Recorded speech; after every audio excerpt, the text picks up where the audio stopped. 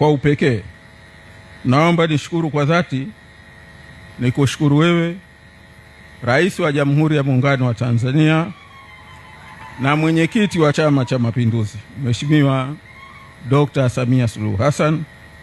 Uwepo kwako leo hii katika hafla hii ni kauli nzito ya kiuongozi, ni alama muhimu ya hekima na ni mwongozo juu ya umuhimu wa jambo hili. Ni kielelezo cha ulivyobariki hatua hii katika hatua zote na utakavyoendelea kutoa uongozi katika mchakato huu.